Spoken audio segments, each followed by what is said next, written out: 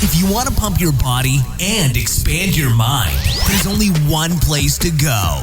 Mind Pump. Mind Pump with your hosts, Sal DiStefano, Adam Schaefer, and Justin Andrews.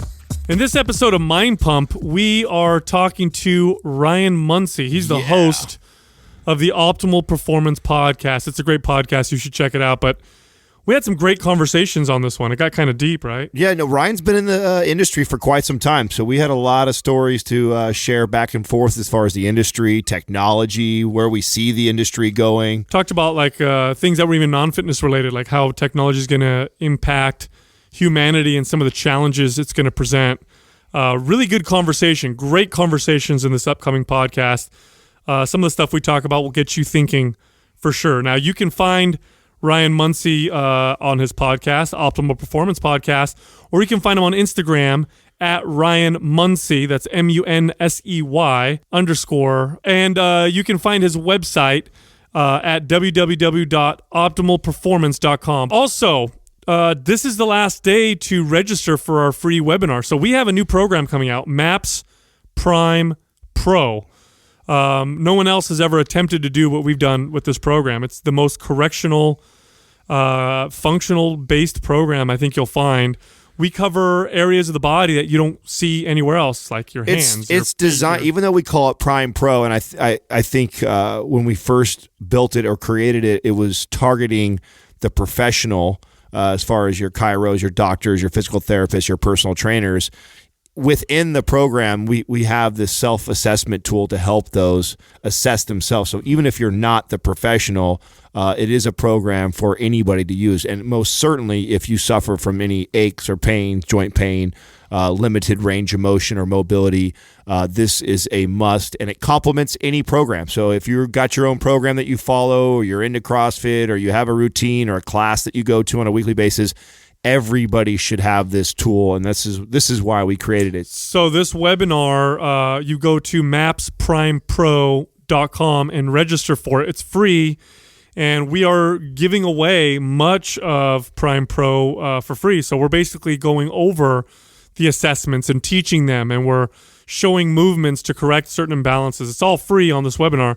So just go to mapsprimepro.com and register yourself now. Here's what I found. I have found that in our sphere, and maybe you can add to this, but in our world here of podcasting, there's a lot of weird people. Like most of us are kind of bit of outliers. Yeah, I think it's almost given everybody. It's almost like a green light to fly your freak flag.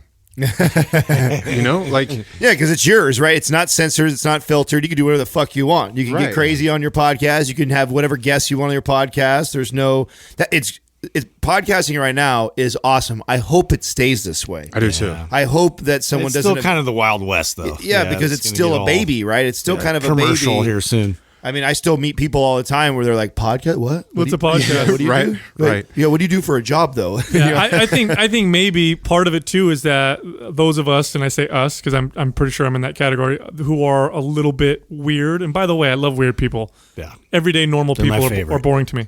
Yeah, but weird people, I think there's like a what's the word? A cathartic effect from talking on a microphone. It's almost like therapy. We've talked about this when we first started Mind Pump. We're like, God, this is so therapeutic, and it very much so is. Do you think that's the weird side of you, or the narcissistic side of you? Which one do you think that is? It's not because I like to necessarily hear myself. No, I think you do. I think you fast forward Justin and I anytime. I think you kind of. We'll catch him in the car. We'll be like listening to the podcast, and like Justin and I start talking, fast forward just to get to where he's at. Yeah, well, I mean, mostly that we has all to have do, a little bit. That's of that actually false. I don't do that. I listen to you guys a lot, really? But when I'm being critical, I criticize myself more than you guys. Okay, because you guys are perfect. Fair. Yeah, I hate listening to myself. Like when you finish these episodes and you go to record them or you edit them afterwards and you're hearing yourself and you're just like, God, I hate that. And then people comment back, they're like, you have a great voice for podcasting. And it doesn't sound like that to me. No, you do. You have a very good. Sal has an awful one, but you have a really good one for sure. You have that like lean in effect. It's like, hey there, I got you covered. Listen up. You just brought something up about being in this this connected world now. What are your thoughts on that? Like sometimes I find myself, and I don't express this out loud to anybody else, but I find myself battling and struggling with this once you start putting out information and connecting to your audience and followers and listeners, it's like it becomes a necessity, and that they want more and they want more and they want more. And sometimes I get frustrated because it's like, man, you know how much work it takes to provide all this free information, and you're giving me shit because I didn't get on my Instagram today or something. Oh, absolutely. And my wife, she gets so upset with me sometimes because, especially now that Instagram has initiated this stories. I mean, those are amazing, but I feel like I have to post something on there 2 or 3 times a day so that there's always something on my story. And like even on this trip, I was sitting out there this morning. I was drinking coffee before I came over here, and it was just a chance for me to have 30 minutes to myself, which, I consider myself an introvert. So I love going on these trips, and every single day I'm hanging out with amazing people. I'm learning stuff. I'm recording these shows, and we're sharing stuff.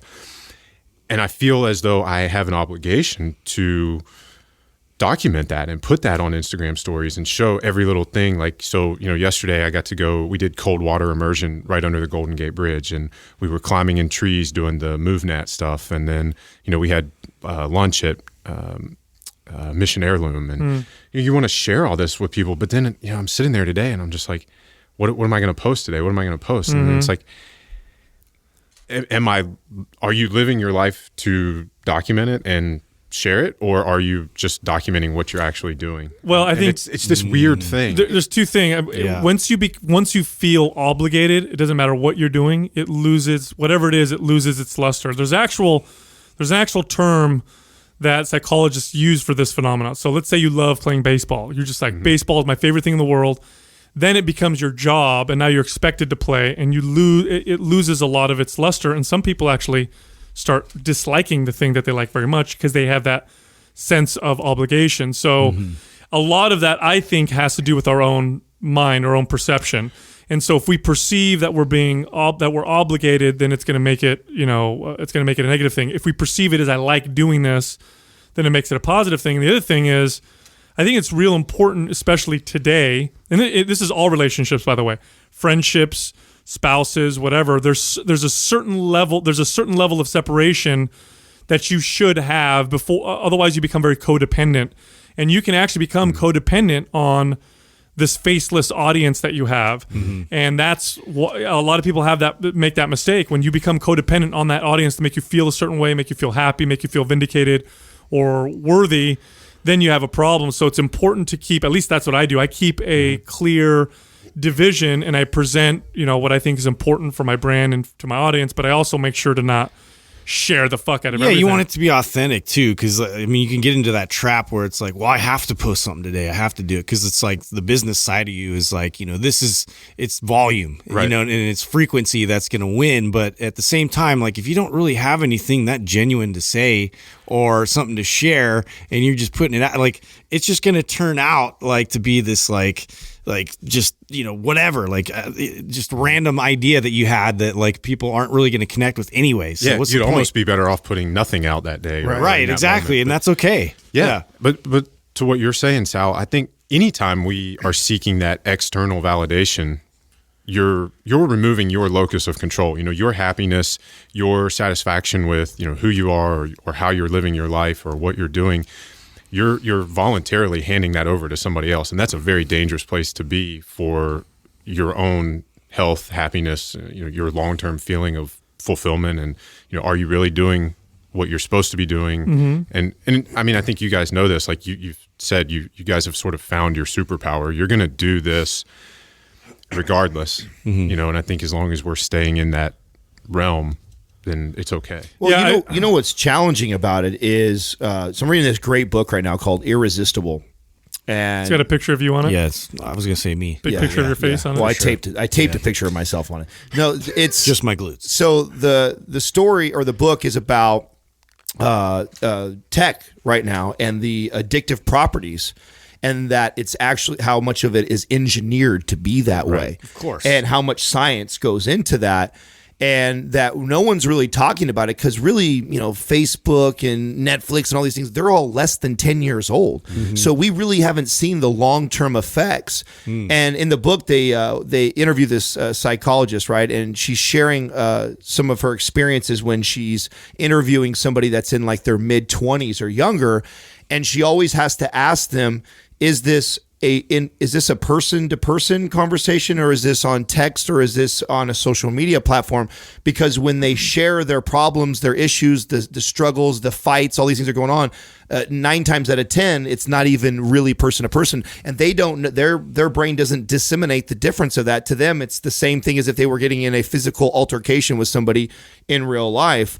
And so they were going into, a lot of us don't realize what this could lead to in the future as far as its addictive properties and how much they're engineering it, to the point, which is crazy to me. I didn't know this until this book, that Steve Jobs and many of the other tech moguls, do you know that don't even allow their kids to have an iPhone or an iPad? Yeah. Is that a trip or what? And didn't want them to use it. Yeah, I mean, that should make us all think twice about, living by these things. Right. That should be our first flag right out the gates, is like the dude who invented it says no, it says it's the greatest thing ever, but it tells his kids no. It's just like those the Monsanto memes where you see the guy out in the field spraying crops and he's wearing like the bio hazmat suit that you see in like Contagion movies. It's perfectly safe. Yeah, I don't want to breathe this stuff in. I don't want it touching my skin. But you go ahead and eat it. You'll be fine. Yeah. Didn't they try and corner him to like drink it? Oh, I saw that on that interview. That was a French interview, I think. Oh my god! I was like, yeah, drink it. I think when it comes to technology, first off, humans, we're dopamine and serotonin seeking creatures. And those are the only two things that make us happy. Yeah, and we're constantly seeking them out. We're constantly seeking novelty. We're constantly seeking some kind of growth or learning, or to satisfy some kind of either primal urge or to run away from some kind of pain. And technology is this it's like the cigarettes of communication, in the sense that one of the reasons why cigarettes are so addictive is because you get a quick hit. You smoke it, it's gone. You need another one right away. And drugs that tend to do this tend to be more addictive than longer acting drugs. Like, less people are addicted to like eating marijuana. More people are addicted to smoking marijuana for that particular reason. Tech hits you fast, hits you hard. You get that dopamine release. It's gone quickly. You're seeking more novelty. And so you seek more of it, and that's why it blew up so fast. It exploded out of nowhere. We just haven't really learned how to control it. We haven't learned how to control it because we've never been in this position before. And the best example I can think of where you can see this playing out is pornography. Pornography online demonstrates this very, very clearly and very easily, because it's a very specific thing. And you're finding now... You hear that, kids? Write that down. Yeah. Kids need Viagra. Yeah. You're finding now young men in their 20s and teens having erectile dysfunction because they're literally training their brains to react to this extreme novel situation and seeing this visual stimulation that changes with every click with an unlimited supply of stimulation. Their brains are literally changing to model after this. And nowhere in all of human history did this ever exist, unless you were maybe some kind of like king with access to like thousands of women at your disposal. You'd never experience this. So it's ruining their sex lives. We've talked about how hard it used to be to see porn. You know what I mean? Like, can I say something? Like, when I got shamed, like walking back at the back of the video store, going through the curtain. Dude, when I was 15 years old, you could literally trade like 3 dirty magazines for a bike. I'm not even exaggerating. Like kids would give you their fucking bicycle. How funny is that? God, that was the holy grail. The kid that had the magazine. You're like, oh, dude. That's how valuable. You have all my candy, and now we have access to all of it. And tech kind of represents that. Tech represents that because of its ease of access. The fact that we can share so much. So all of a sudden, everybody has a voice, including all the idiots out there. And it amplifies some of the ugly in humans. But it also has a power to amplify the good. It's also driven a lot of these amazing movements. You use the analogy of cigarettes. The book actually gets into this, and they actually claim it to be worse because with something like cigarettes, alcohol, drugs, you have these side effects. Like someone who does a lot of drugs, like you can normally tell. Like you look at him like, okay, that guy does a lot of drugs, or they smoke a lot of cigarettes, right? Or he's always drunk. Like there's these side effects that the average person can see, which actually makes it more difficult to be addicted to it and it be an issue because you actually kind of had to conceal it and hide it. Where with tech, it's become so normal that and accepted that everybody uses it and it's the norm that these people that are really, really addicted to it have no idea. Like, and in fact, the average person, like, think about this. And I was actually I'm going to do a post on this on social media sometime this week because I thought this would be interesting to do with my followers, which is, here's a test. If you had to guess, how many times do you actually pick up your phone throughout the day, what would that number be? And then if you had to total up the total minutes and hours that you are on your phone surfing the web, so that's not talking on it, that's not listening to music, that's literally Instagram, Facebook, web browsing, YouTube, that type of stuff.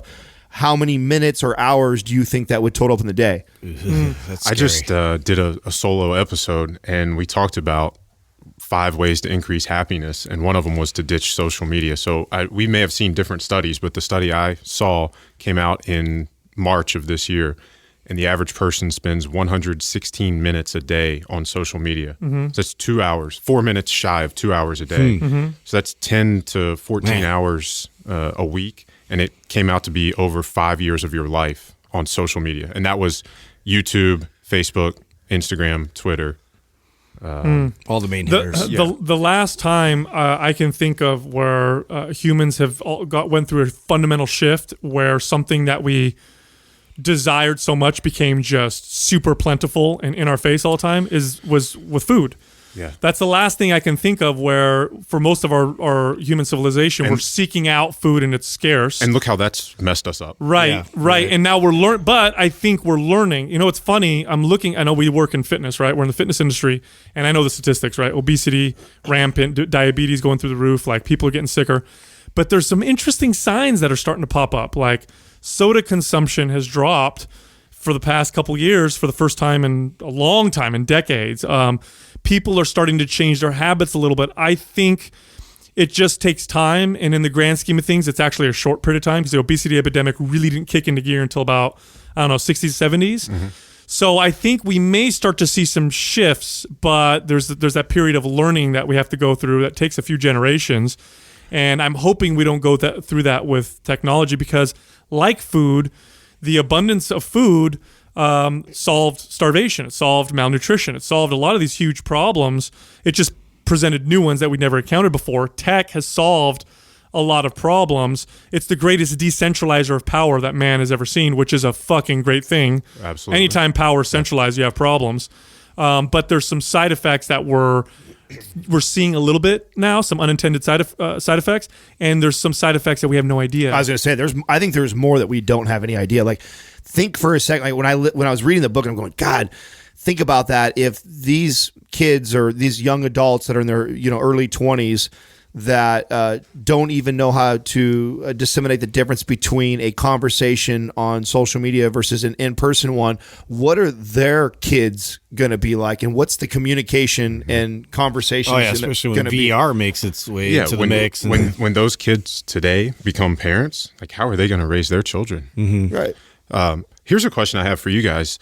So recently I was in Sweden for the Biohacker Summit, and one of the movements that I'm seeing in that community is an affinity towards implants, chips. So, I mean, we're well aware of the rise of wearable fitness trackers and things like that. So, the next evolution of that may be implants. And to me, that's a very, very scary thing because I've always seen these sci-fi movies, like Total Recall or Gattaca, and the powers that be are controlling society through these technological advances. And I always watch those movies and you're like, how does it get to that point? How are these people being oppressed in that way? But with chips and with wearable technology, we're opting into this, to that state. And you talk about decentralizing power. We may be opting into actually centralizing it and giving the powers a control. You could. I mean, I'll tell you what. That's like a conspiracy theory, it's actually, fear thing. It is a very valid point. Look, if Facebook was a country, my aluminum tinfoil hat. If Facebook was a country, it'd be the most populated country on earth, and it would have the most, by far, detailed information on every one of its citizens. period, end of story. Far more than any spy agency could ever do, any communist regime could ever do with its citizens, and it was all voluntary. That's how gangster Facebook and it was, is. but it was all voluntary. I mean, you're posting pictures, what you like, what you don't like, wearables, and then implants, and then eventually hybrids, and then eventually probably not Nano. being an organic, person. That is 100% going to happen. It is our evolution. We've been doing it forever. The airplane, the car, your shoes, your shirt, a dishwasher, all these things are technology that did that. I mean, we can't fly. We developed something that made us fly. We get in it and it becomes a part of us, and now we're flying through the air. Your car does that. The headphones that you have on your head right now amplify your ability to listen to sound in your head. It's a 100% natural progression of mankind to do that. Now, is it scary in the sense that it's going to increase the ability of one person to influence or control us? Perhaps. It could also be the opposite. If you look in the past when information was less available, so let's say when during the Middle Ages when the church ran everything and they were the disseminators of information, they controlled information. You want to learn something, that's where you went. You didn't know how to read, they'll read it for you. It was a lot worse when we had access to information ourselves. I mean, when books were first printed, that was actually one of the things that the church was said against books. Like, oh, who's going to write these books? They're going to control your mind. They're going to tell you what to do, and it's not good. We can't have people thinking for themselves. That's right. Yeah. So I think it's a valid concern, but it still has never played itself out that way. I think what's always happened is every time we see an advancement that changes what it means to be human, the current generation is scared. There'll always be a counterculture, and then it'll always be about balance and self-control, right? Like, even on the analogy you just gave of the car, the headphones, the airplane, if you spent your whole life always in an airplane and you never touched the ground, you'd probably be very disconnected from society and what the world was like, and it would probably be unhealthy. If you always walked around with headphones and you only heard sound amplified, then if you ever tried to take them off and have a real conversation, it would affect. Well, that's the difference. So, you're talking about implants. It's like, how do you turn off access to you? So like, so versus like we've always had the ability to, opt out of something. Well, or can you? Maybe your implant has an on and off switch. You'd be like the James Bond character taking it out with a knife. And, Well, hey, look, I'll tell you what. I mean, maybe it's Bluetooth to your computer, just like your, my Fitbit is, and I can turn it on, turn the access on or off. Here's the bottom line. Let's say there's an implant right now invented. You could buy it for $199. You put it on, and now you have telescopic vision. You can see like a fucking telescope. That would be cool. How many people would say no to that? Not very many at all. There's this question posed in in scientific philosophy. It's been around for a long time, but it's becoming more and more reality. And that's at what point do you become more machine than human? Is it when you're 50% machine, 51% machine, when your brain starts to get augmented? What does it mean to be human? These are all questions that I think philosophers have been posing forever. And I don't think we'll ever really have the answer. And it definitely isn't going to slow down. There's no way in hell. Yeah. Well, to bring it all back full circle, I mean, you said the printed book was a revolution of sorts at that time and allowed people to hear things that they weren't hearing from orthodoxy. I mean, podcasting is doing that now. Mm-hmm. You talk about people, are we more weird now? No, you just have more voices and more people are able to, share what is in their head or what's going on or what information needs to be disseminated. We are seeing, if you really pay attention, we are seeing, when I say the greatest decentralizer of power, I mean it. We've already seen industries that were untouchable, that ran shit, be completely turned upside down. Uber, Airbnb. Netflix. Airbnb. Music. Look at music. Do you know that 30, 40 years ago, like music ran the world? Like you go to third world countries, they knew who Michael Jackson and Madonna was. It was one of our number one exports. It still is. But the music industry could not stop it. They had all the money and all the power in the world. They could not, and they still cannot stop people sharing music for free. In fact, they had to, join them rather than fight them because they would have lost. Movies now, and Hollywood is encountering that same. These are hugely powerful industries, probably two of the most powerful industries in the world. Mm-hmm. You're seeing that with media now. Look at news networks. You know that a record number of Americans do not trust mainstream media anymore, and their numbers are dropping. I think CNN just fired like 3 or 4 of their top, new editors or whatever because of, some story came out and everybody's saying fake news, this and that. It's this war of media, and don't think for a second that war of media isn't caused by the availability to just share information. Anybody with a phone is a journalist, right? All of a sudden. So, well, they're getting all their leads from Twitter, anyways, right? I think it's a good thing. Have you watched like news today? It was so crazy. We were traveling and news came on. I never watched news. And I was like, holy shit, like half of the news was reporting on tweets. Like, that's fucking crazy, right? It's true, man. Like you turn the news, like just 5 years ago, nobody was even tweeting. And like now half the news is centered around what's trending on Twitter right now. And it's like, whoa, that's fucking, and it makes sense why they're doing it because they got to, right? Because if they're not, it's gonna it'll surpass it. Like people want to people want to know what's. What do they say? If you can't join them, beat them. Yeah. I mean, if you can't beat them, join them. Sorry. Yeah, the other one. Yeah, exactly. I mean, that's where people are going. They're going on Twitter. They're going on social media. You can get online and see. You don't have to wait for the USA Today to come out tomorrow to find out what's happening now. Now, Ryan? Do you have? We talk a little bit of this on our show. Do you have practices that you put in place to try and keep that balance? I assuming you're probably like our age, so you were probably before it and after it.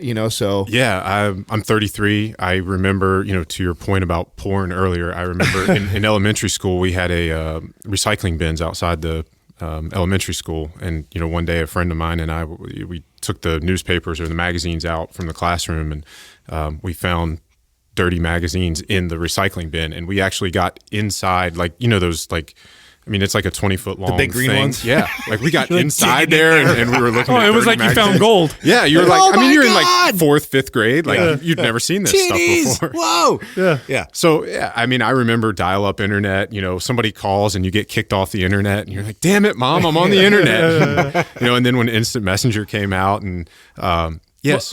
You can see the same thing happening with fitness. The fitness industry is now getting completely turned upside down. We're seeing it in the small world of like bodybuilding and aesthetics. Like a few years ago, wasn't that long ago, you'd go to these huge fitness conventions, and the top competing bodybuilders had these long lines, an hour, 2 hours long to get a signature and a picture with Ronnie Coleman or whatever. Yeah. Not anymore. The people with the long lines now are the Instagram stars, the social media stars, and it's not even an autograph. It's let me get a selfie with you so I can post it on social media. Yes, that's right. Yeah, that's yeah, right. yeah. And now it's the people who are kind of spreading the new information for fitness are people like us, people on podcasts and people on social media. And I think it's a good thing. I've heard more good information, although there's still tons of crap information. Yeah. I've heard more good information today it's being already spread than I did before. Though. Yeah, right. But I wonder sometimes too, is that because you see lots of minivans because you drive a minivan now? Is it because this is the topics we talk about? I don't know, dude. We connect with other like-minded individuals. So we all have these similar ideologies. So it sounds like we see it all the time, but really the same amount of minivans have been sold. Maybe, but I picked up when you pick up a magazine like Flex magazine and there's an entire article on intermittent fasting. Like that there's an impact that's being made right now. Right. Bodybuilding.com is writing articles on this kind of stuff. They would never have touched fasting. Fasting means you don't take protein powders. Why the hell would they ever promote that? Yeah, to hear a bodybuilding mag talk about not, you might not have to eat protein every 3 hours. I mean, that's a huge paradigm shift in that world. Very, very true. When did you learn that one? Because you were in the strength industry, right? You had a gym, you said. Yeah, I started my gym in 2012. My degree is actually food science and human nutrition. Oh, awesome. And I changed majors when I was in college. It would have been 2006 when I changed majors, and that was my major.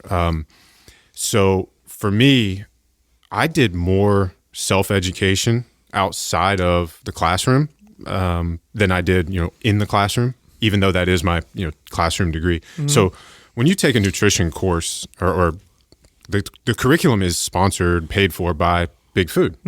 So I'm in my classroom and, half of the curriculum is every science imaginable, biochem and molecular biology and all this stuff. And you learn physiology, you learn metabolism. And then you go to your nutrition class and it's, hey, if somebody's diabetic, we're going to reduce their total carbohydrate intake from 60% down to 50%, and that's going to fix everything. And I'm the guy in the back of the class saying, no, that doesn't work. I'm the only male in my family who's not diabetic. I've got personal experience with this. I've read about it on my own. I've educated myself. We just took all these science classes, last semester. I know that's not how the body works.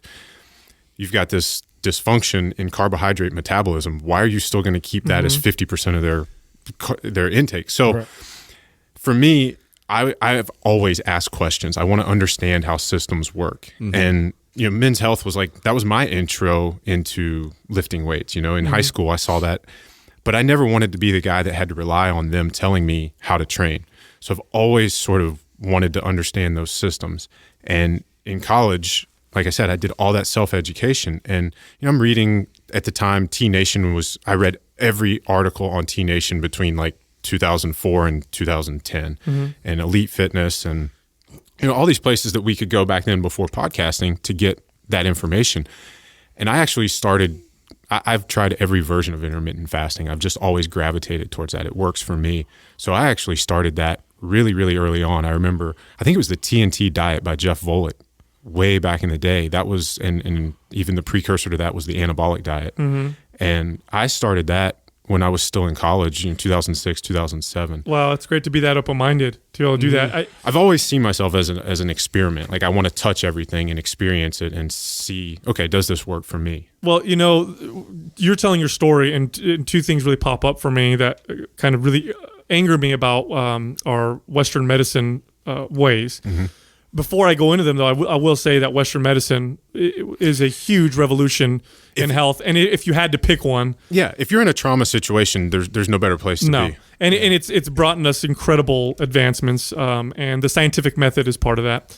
But when we talk about the strengths of Western medicine, it's also become some of its weaknesses. And what I mean by that is we become so specialized in particular study, like nutrition or biology or chemistry, that we learn these topics very, very deep, but then we don't understand how they all communicate with each other.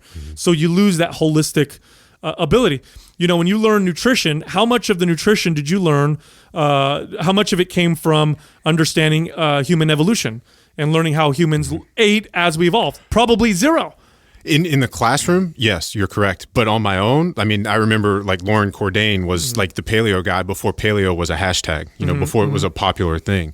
And like I said, I always sort of gravitated towards that because I understood what I learned in science class. And I think, I don't know how many people have been down that road and have nutrition degrees where there's such a stark contrast between what you learn in science versus human physiology versus nutrition, right? Yeah. So I'm not sure what you guys studied in school, but you have the core classes that you have to take, and then there's the stuff that's relevant to your major. And in food science and human nutrition, we had you had to learn food labeling and food safety, and then you have all these nutrition and so we had a medical nutrition therapy. That was a 2-semester course. And you have these specific nutrition courses. And it's those courses, it's that program that's paid for by, General Mills and all that shit, Kraft. And the stuff that you're taught in there just doesn't match what you learned in physiology or biochemistry. Have you seen so obviously I'm sure you saw all over social media the whole coconut oil is bad for you, and then there's that documentary that people are messaging us on What the Health. I don't know if you saw that. Somebody actually texted me that and asked me a question about it, and I watched the trailer for it. And that's probably got enough in the trailer. Yeah. So that's all I would have watched. We forced ourselves to watch it. So when you guys watched that, did you see that it's by the same people who did Cowspiracy? Yeah. And you know who the funding behind Cowspiracy was? It's Leonardo DiCaprio. Oh, okay. And he is, I don't know if it's him or if it's everybody behind it, but they're pushing. There's a vegetarian or vegan bias to both of those. 100%. Of course. To both of those movies. And when Cowspiracy came out, I actually wrote a really, really big post about it, and it was well received. But basically, they're ignoring, they're just looking at factory farming and saying that that's a problem. Well, we all know that. Yeah. Even meat eaters, who want to eat grass-fed and high-quality food, we're against factory farming. And all of the arguments that they make about how that's a broken system are completely valid. But they ignore because of that vegetarian bias, they ignore the fact that there could be a solution. There is a solution. We can sustainably, even regeneratively farm, feed the earth. I mean, I've interviewed Joel Salatin twice. I've been to his farm. I visited it, and I know he's just one of the people doing these things. We already have enough food on the planet to feed everybody. We do. It's a huge myth. It's not a production problem. It's a distribution problem. 100%. And the best way that's so far that we have found is open markets. Let markets be open, and the signals become very accurate, and things become very efficient, and people get more food. We have plenty of food. In fact, we produce way more than we need. Yeah. Americans throw more food away than some countries eat. Yeah. And there's, I forget I love John Oliver. I don't know if you guys watched last week tonight, but he did an episode on the amount of food waste just in the state of California alone. It's ridiculous. I don't remember the number, but like you said, it's more than some countries eat. Greater efficiency in distribution is what's important. Market systems seem to be, or not seem, definitely are the best. You have other centralized systems. Soviet Union, for example, had thousands and thousands and thousands of acres of wheat that would go rotten because they didn't have accurate, market signals to know where to send them where and how much they should cost and all that stuff. But it is a distribution problem. It is getting solved as societies become freer with their markets. You're finding that they're shifting from food scarcity to overabundance, and then they run into Western problems like obesity, of course. But What the Health goes so much further than Cowspiracy. What the Health literally tries to make the case that, first of all animal products are poison, that if you eat animal products, you're racist. I'm not making that up, by the way. That was in there. Yeah. That it's horrible for everything from the environment to, causing cancer. It is a propaganda piece by people who are vegans, and what people need to understand about vegans, which, by the way, I have nothing wrong with. I have no issues with vegans whatsoever. And if you're a vegan for moral reasons, I respect you. But you also got to understand the moral reasoning behind veganism with vegans, and that is that they firmly believe that killing animals is many of them believe it's equivalent to killing a human. And so if you put yourself in their mindset, you are going to do everything you possibly can, including spread propaganda that may be false, to get people to stop killing animals. And that's what they did. It's really vegan propaganda. It's really they're really trying hard to just, by all means necessary, reduce the amount of meat that people eat. And so it's completely false. So a lot of the stuff that they say is false. It's really unfortunate that the bias takes that story where it takes it, because a lot of the information in there is really good information that people need to know. That's the problem, is you get these documentaries and they pluck the information. It's like, there's some truth to that, but the spin you just put on it's fucking backwards. Right. So how do you guys help your listeners disseminate, what's valuable there, and how do you see through that? That's conversation. It is a constant check. Yeah. We constantly check ourselves. We when we first started Mind Pump, we set the precedence that we would be as open, honest as possible, and that if we made a mistake or if we gave advice that was wrong, and we found out later, that we would come out and we would call ourselves out before anybody else could. Actually, we pride ourselves in doing that. Yeah. What's the biggest thing that you've had to call yourselves out on so far? Pre-workout supplements. We actually wrote a guide initially on how to make your own pre-workout supplement, because at the time I looked at pre-workout supplements and I saw the ingredients and what they were supposed to do, and I'm like, this is overpriced, and you can buy all what's effective individually and make your own pre-workout, and it's not going to taste good, but who cares? You're saving money, and then when we dive deeper, we realize that pre-workout supplement, you take out the caffeine, and for the most part, it's bullshit. It doesn't do anything for it. It's just a stimulant. It's a flavorful stimulant drink, and that's why people like them. And then there's a lot of detriments. It causes a stress response in the body, which is not conducive to building muscle. It causes downregulation of receptors in the brain, and so you end up getting this tolerance and this almost addictive properties of some of these things. And of course, they're loaded with all this, coloring and artificial flavoring and all this other stuff. So we actually came out and like, hey, don't take a pre-workout. If you want a little stimulant, drink some coffee before your workout and you're set. Completely different from some of our early episodes where we talked about like the benefits of taking, arginine and, citrulline and all these other things that we said were good. We've also had to do things like, which is a little bit different than what you're talking about, but we've had to openly discuss this on air. When we, after we had Dom last year, we all decided to go ketogenic for Dom D'Agostino? Yeah. And so we thought, okay, this would be cool. And I was a major carb eater. So I was like, when I compete, I'm doing 600 grams of carbs every day. And I was totally fine on that. I've never been someone really, really overweight. And I've always been able to control that, keep myself in pretty lean condition and eat a ton of carbohydrates. I love carbohydrates. Why would I ever want to get rid of carbohydrates? Like, I don't care about this. I don't care about the health benefits. I'm fine. Why would I do that? But then I thought, well, that's not being very open-minded, and I would love to go through the process. And after talking to Dom and stuff, I thought, you know what? Like, let's do this. Let's go through it. Let's commit to it, and then I can talk about it afterwards on the show. Well, we all did, and all of us had just an amazing response that we got a chance to share and talk about. Well, after that, everybody started doing, all of our followers, everyone who was on our forum started doing the ketogenic diet. And then really quick, it went from us never really even talking about it to like looking like it was the staple diet for the Mind Pump. And, we'd start to get people inboxing us saying like, oh, I'm getting like the flu from it and I feel awful. And it was like, well, stop doing it. It's not for you. We never said it was for everybody.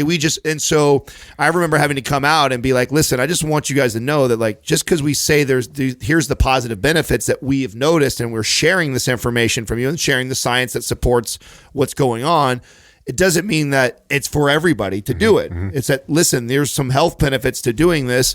And in fact, like we had Dr. Mercola. It's not the official diet of Mind Pump. Yeah, it's not. And in fact, I don't eat ketogenic. Sal eats like a modified version, and Justin doesn't eat it that way at all. But we have to have these checks and balances when we share things, because even if we don't attach ourselves to anything. In fact, we pride ourselves on not being put in a box. Yeah. We still, if we are positive about something, people want to put you there. Yeah, well, and even terminology too. We've had to kind of check ourselves. Like I remember even with self-myofascial release, which is like most trainers are pretty familiar with that term and like how we describe like foam rolling and all the benefits of that. And just listen to people like Dr. Andrea Spina and like talk about myofascial release and what it actually takes to release.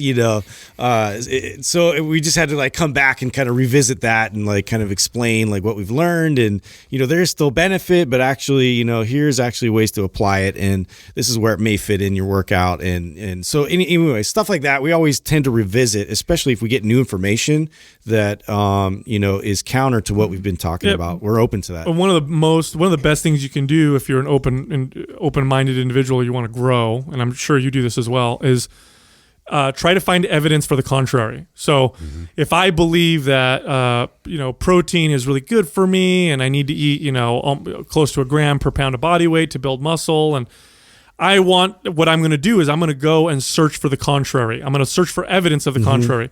And sometimes you'll find that the evidence is bad, is poor, and you're right all along. And that's cool. But it's not as awesome as actually figuring out that you were wrong. That's fucking awesome. It's so great to learn and be like, oh, wait a minute, this is something that I was wrong on. And the more often that happens, the more likely you are to start questioning everything and learning more and being more open. And yeah, that's really one of the first things that I questioned.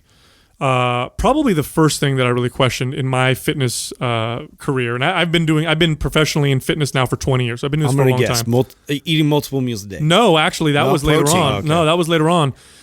One of the first things that I visited was, so my goal was always building muscle. I ran gyms, loved frequency. Yeah, loved training clients, loved managing health clubs. But my personal goals was always build muscle. I grew up very skinny, so I was insecure about my body. So it was always about being about being muscular and getting as muscular as I possibly could.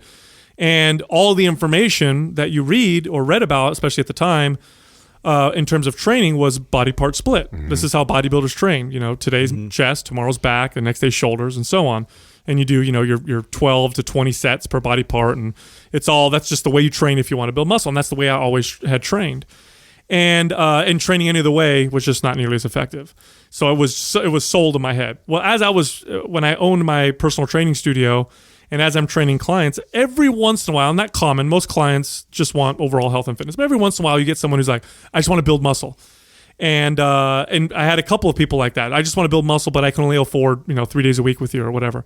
And so a couple times I would put them on kind of these full body routines, and the results were just incredible. So I took my own training and I would read old bodybuilders' routines, and I found that a lot of old-time bodybuilders did different splits where they would hit each body part twice a week instead of once a week. And so I started playing with that, and I noticed that I needed to reduce the intensity sometimes to be able to do that, but I got an incredible aesthetic shape as a result of that. So I'm like, oh, wow, this is the way I need to train from now on. But then I went deeper. I started questioning everything, and I went deeper, and I started looking at the strength training routines of strength athletes and bodybuilders pre-steroids, pre-protein powder, pre-creatine. And first off, when you read about some of these people, some of these men, their feats of strength were insane, legendary. Yeah. Some of them photographed legit, like they weren't bullshitted. They looked incredible. No fake weights. You look at pictures of these people, and just in bodybuilding, look at what Sandow looked like. Yeah, he's the guy on the trophy if you're Mr. Olympia. That's right.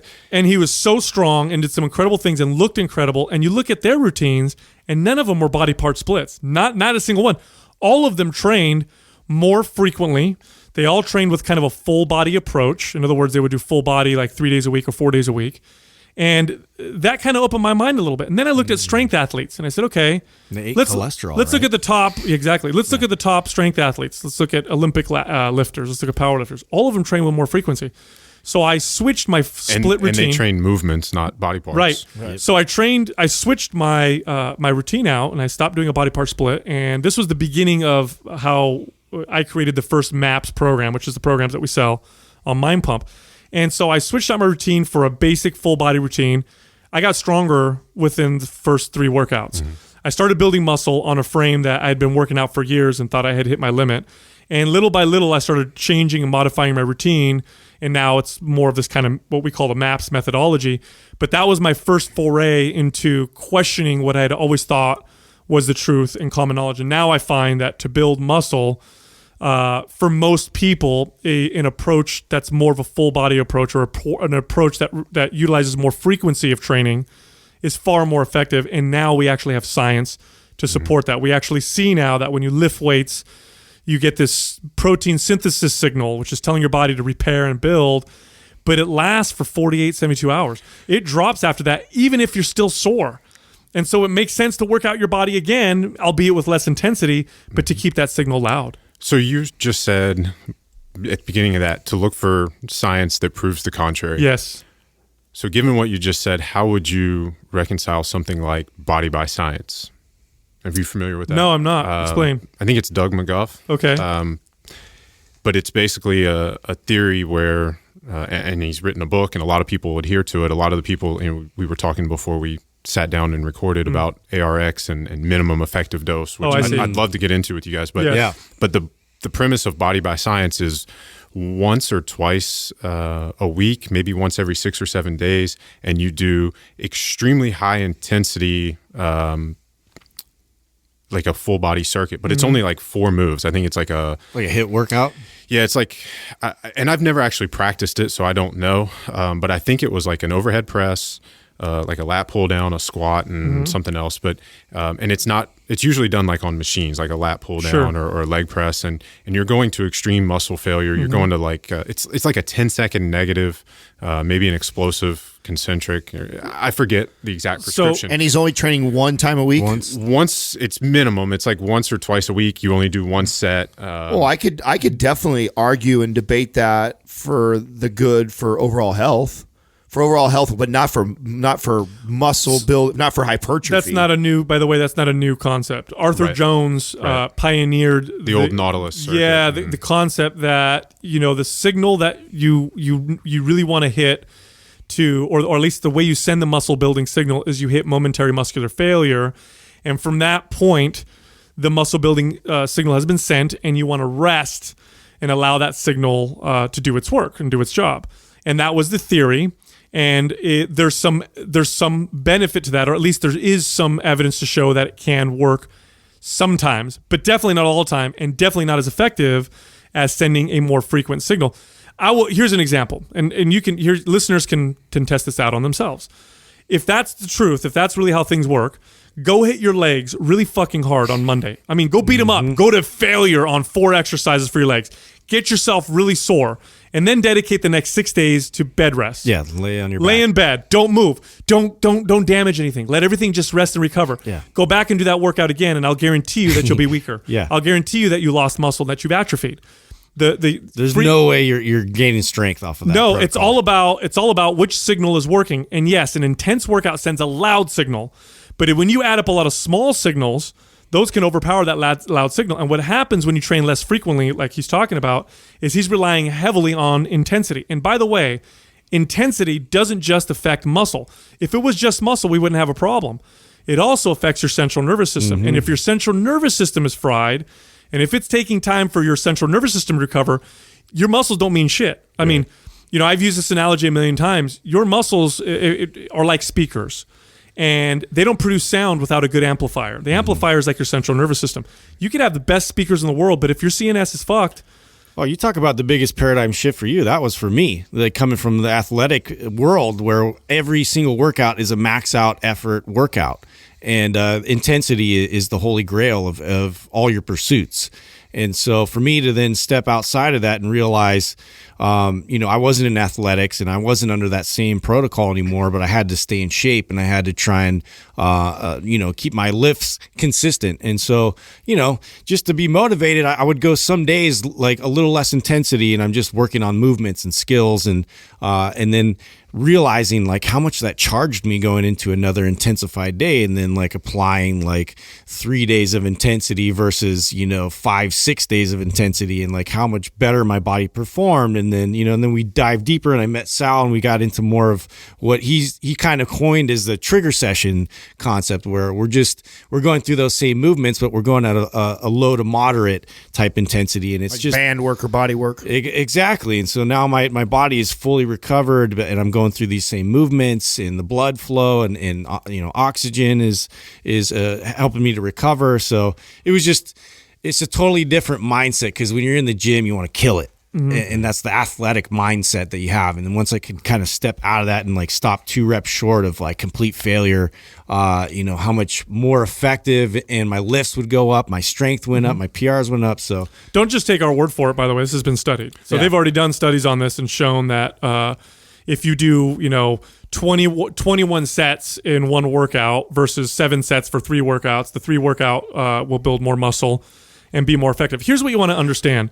The 3 main variables that you manipulate with resistance training are your frequency of training, the intensity, and the volume. And there's volume per workout and then total volume, right? If you neglect one of those, you have to really push the other 2. If you neglect 2 of them, you have to really push one of them. And pushing any one of those variables too hard will result in lower or worse results. So if I took out intensity and I just did frequency and I worked out 3 times a day, I would build less muscle as well. What he's talking about, what you just referred to, this one super intense once a week workout, is eliminating frequency, or at least negating the hell out of it. Volume is going to be affected as well, total volume at least, because you're only doing one workout. So you're relying super, super hard on one variable, which is intensity.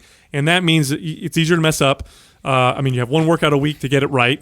If you don't have a perfect day, if something happened, well, if you think didn't out get they're good sleep, using machines too. Like think about how you could injure yourself if that's your mentality and you're not hitting those movements all throughout the week. Well, speaking of machines and high intensity, low frequency, I would love to hear you guys' thoughts on sort of the minimum effective dose movement that you're seeing in people that may not be strength athletes like we are. Like the 4 of us are always going to lift. Like that's what we like to do.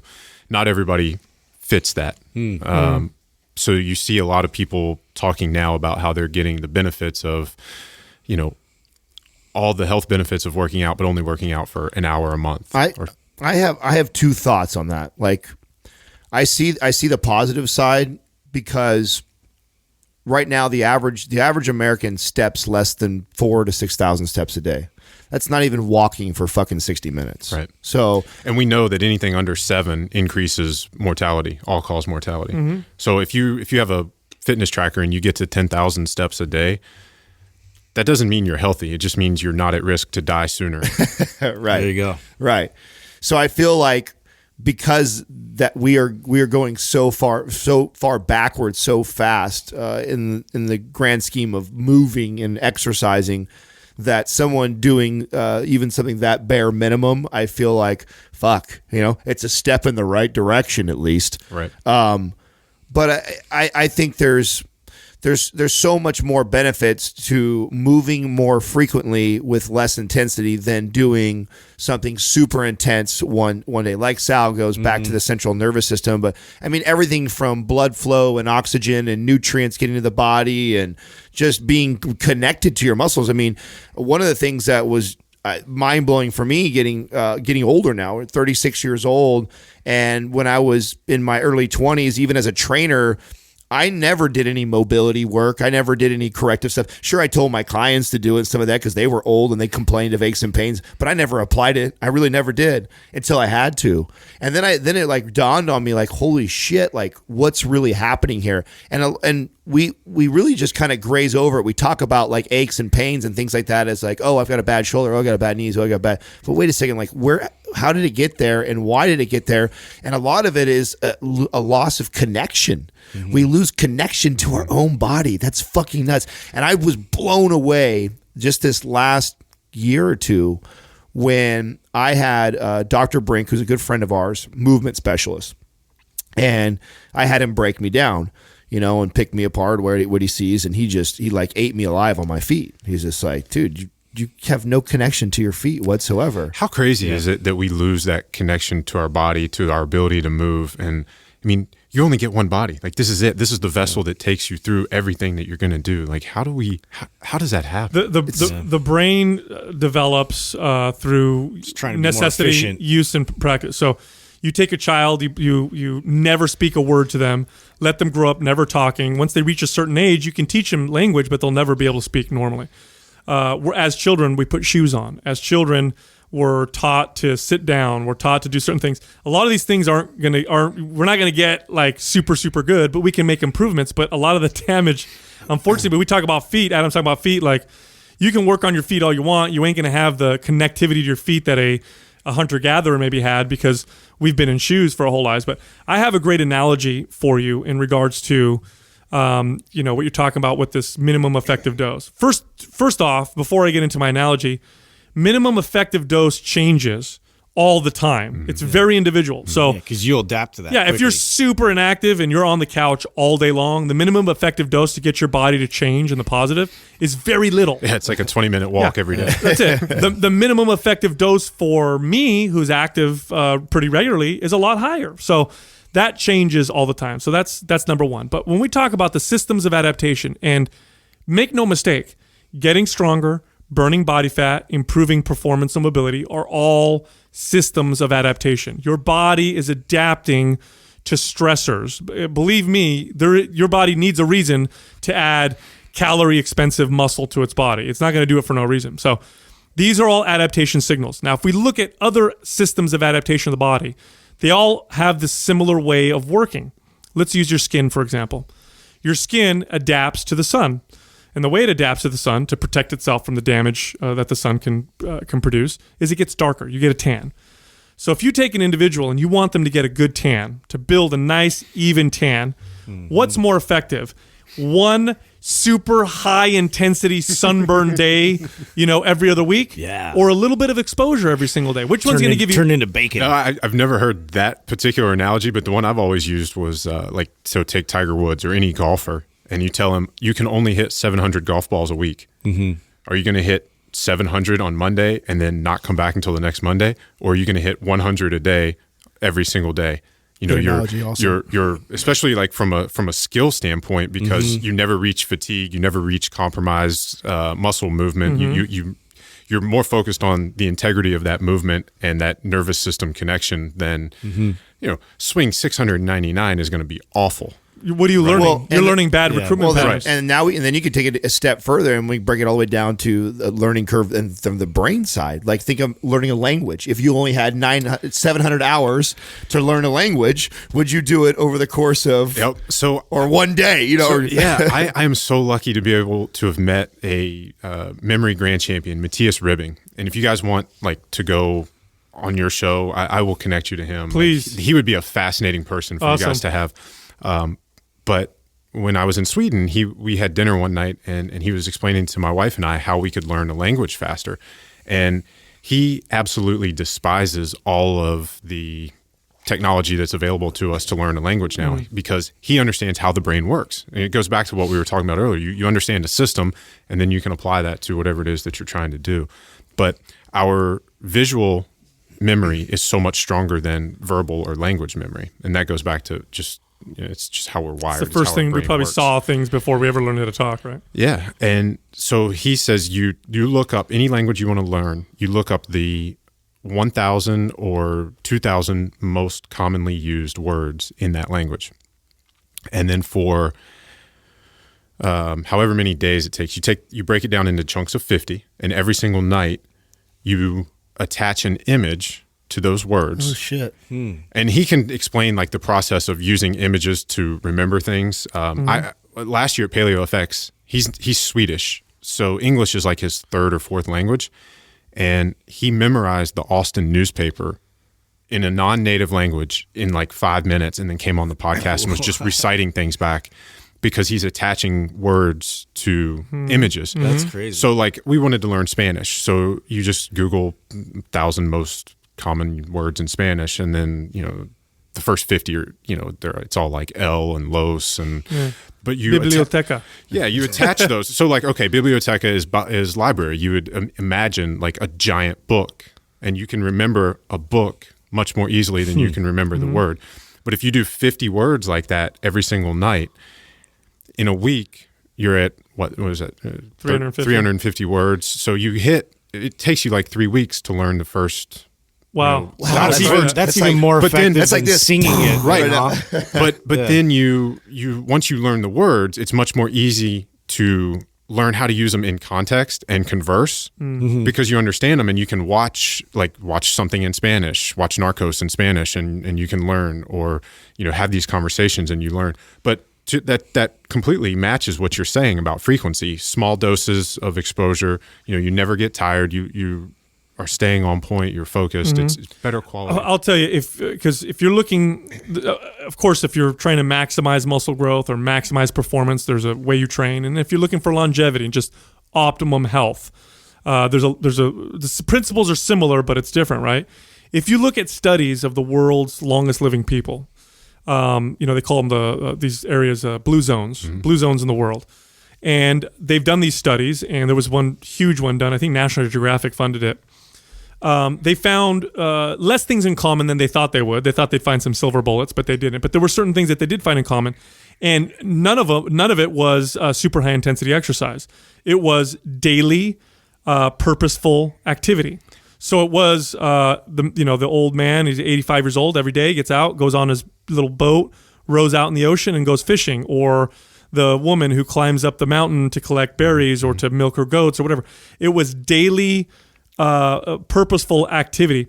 So going for a walk, literally, if you're just looking for health and longevity, it's a very easy thing to do, is walk everywhere every single day. That alone will make a huge difference. Right. Now, if you want to add a strength component to it, which I think is hugely underrated, I do believe 100%, I'll make this argument all day long, that strength training is the answer to aging more than anything else. It combats all of the things that happen with age, from all the way down to a cellular hormonal level, all the way up to, just mobility and strength.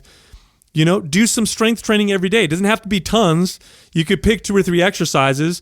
You can work your way up to higher intensity, but when you first start, just do the movements, feel a little bit of a burn, feel what's going on, get used to the movements. Do a little bit every day, and you'll get tremendous benefit from doing that. Now, if you want to take it a step further and you want to be more advanced and build more muscle and whatever, then there's a little bit of a different approach. So when you said, and I completely agree with you, but I'm just looking at the trends and what I'm seeing happening in the world. A lot of the people who are the biggest proponents of the high intensity minimum workout time are people who are chasing immortality, anti-aging, longevity. And it doesn't match to the science, which is fascinating to me, because everything else they do is so grounded in science. Well, what it does is it appeals quite a bit to the certain mindset, to the mentality of someone who considers themselves to be a biohacker or somebody who wants to learn how to optimize, right?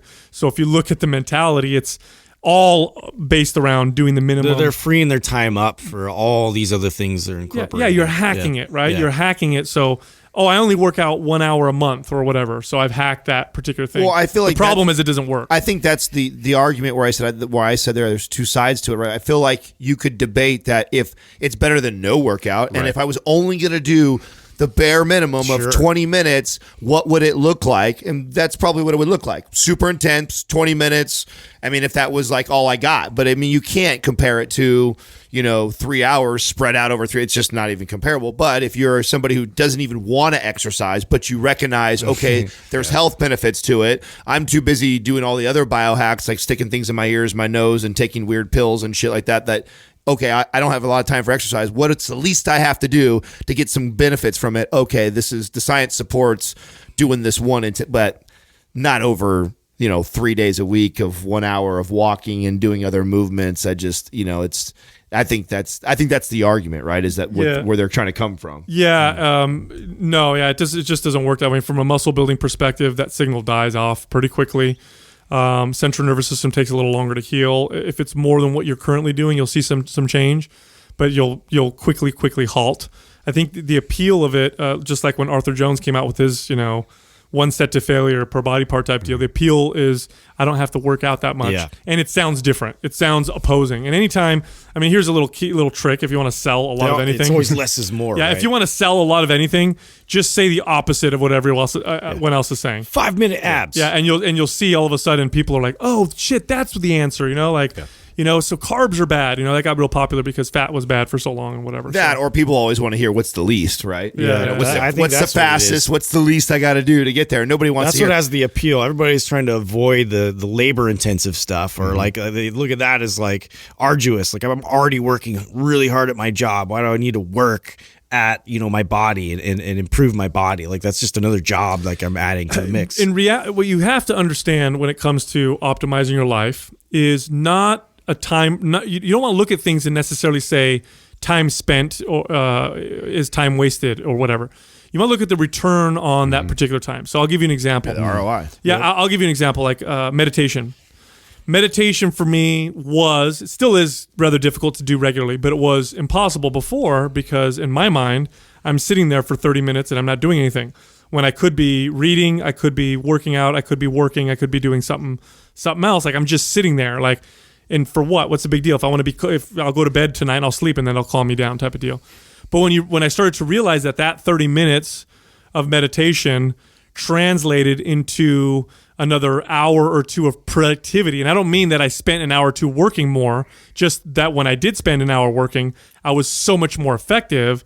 Then I started to say, wait a minute, it's not 30 minutes that I'm actually trading 30 minutes for 60 minutes. Imagine if you could do that all day long. Imagine with money. What if for every dime you gave me, I gave you 15 cents back?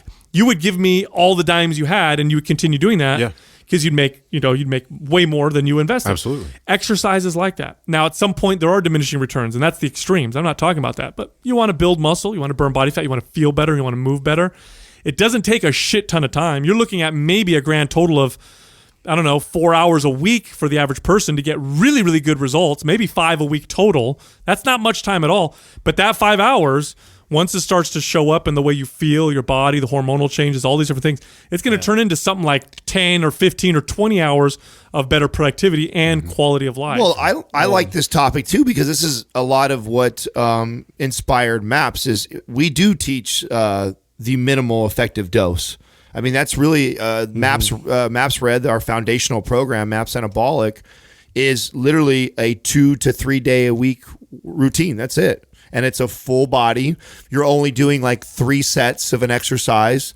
It's, it's not designed to kill you. Which is funny because that's what been like the most criticism we've had because we get the other side of, the audience of all the people that want to live in the gym. Like I want to be there 7 days. Like you're telling me I have to work out only twice, or 3 times a week? Yeah. Like we had a little bit of a revolt. That's the hardest people to convince to trust the process are the ones that are already addicted and are overtraining, right? They're going in 7 7 days a week, hammering muscles like crazy, beast mode, all that stuff, right? So they've fallen into the sexy side of all the marketing and stuff, right? If you want to look like me, you got to train harder than me, beast mode. Whereas people, coming from your audience, they're going to see that message and be like, oh, I can't do that. I can't have live in the gym for 7 days a week. That's ridiculous. I got a full-time job. I got kids. It's like, so I can understand where they're coming from. Like once a week. Oh yeah, cool. That's all I have to do.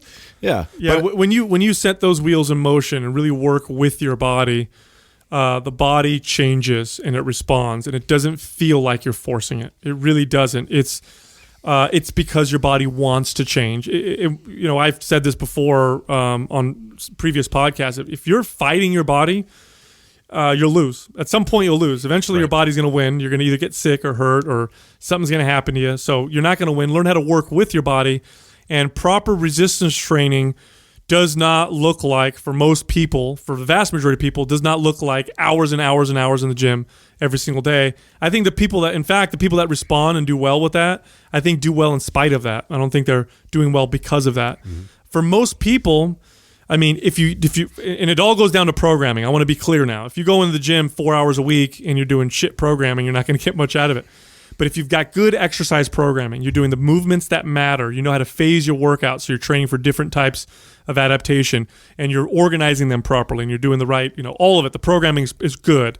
You're going to get a huge return on that time being spent, and your body's going to change. And the comments that we get all the time from people who've been working out for years is, I can't believe I'm, building muscle like this. Or I can't believe I'm getting stronger. Or I can't believe I'm burning body fat. And I asked them, well, what do you mean you can't believe? And they're like, well, it feels like I'm not really doing a lot to do it. I'm like, well, that's because you're doing the right thing. Right. It makes a huge difference. So yeah. Well, we talk about how you should feel when you walk out of the gym. Like, you should feel better than you did when you walked in. Yeah, you shouldn't feel defeated. Like, that's not. But that's the message. Again, a lot of before we even started Mind Pump, a lot of when I started my social media, I was that guy because I was a men's physique guy, and I'm in this competing world, and it's everybody's trying to be a fucking martyr. Like, it's about who suffers the most, who trains harder, who starves harder.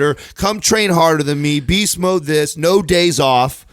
Like, it's crazy. So this is interesting. On the flight out here, I actually watched a documentary called The Rise of the Sufferfests. Have you seen this? No. Have you seen this? No. I have to watch that. It's all about obstacle course racing. And as I was watching it, it's really fascinating. I mean, there's some really interesting questions posed, and I made notes, and one of the things that I wrote down was, is obstacle course racing today what bodybuilding and physique stuff was? Because I competed in that too. So when you say suffering, I know, you had that drop set on the hack squat, and you just had to go somewhere else in your mind that you got to find something that's going to get you through that.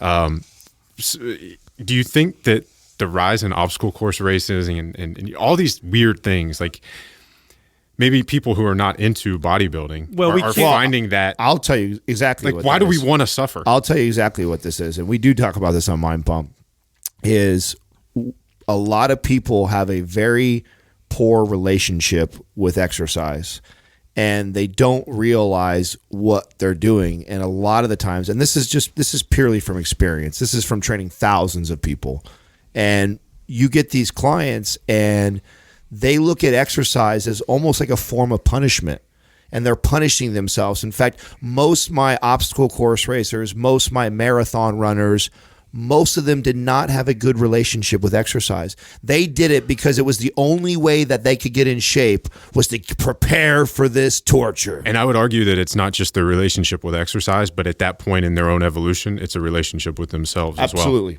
They go hand in hand. Absolutely. They go hand in hand. Now, that all being said, because that's 100% true, and it does tend to attract. Marathons did this before obstacle racing. That's not everybody. Yeah. I think it does tend to attract the person that wants to beat themselves up, punish themselves, or needs an external goal in order to motivate themselves to go to the gym. And to be fair, I mean, I think you guys have talked about this, and I know for me, I mean, we all were at that point in our lives at some point as well. I mean, that's why I got into lifting and strength and physique and modeling, and that's why you guys got into lifting as well too. Well, I was just going to say that there is another side to that. There is a very cathartic effect that comes from exerting yourself, reaching your limits, and realizing that you're stronger and tougher and more resilient than you ever thought possible. And in today's lifestyle, I don't see obstacle course racing declining in popularity. I only see it increasing. And the reason why I see it... The numbers that he presented are they're staggering. The reason why I think it's exploding and will continue to explode is because our lifestyle is posh. Yeah. We're all super comfortable. We're all a bunch of pussies. Yeah. We don't experience temperature changes, so air conditioning and heating. We don't experience lack of food. We eat 3 meals every single day, sometimes 2 or 1. Nobody ever fasts for a day, and if you do, it's scary. We don't feel pain. Our bodies evolved experiencing these stresses, and so we develop all these nervous disorders like anxiety and paranoias and depression. Deep down, we're craving all this. We need to challenge ourselves. This is why contact sports are so popular.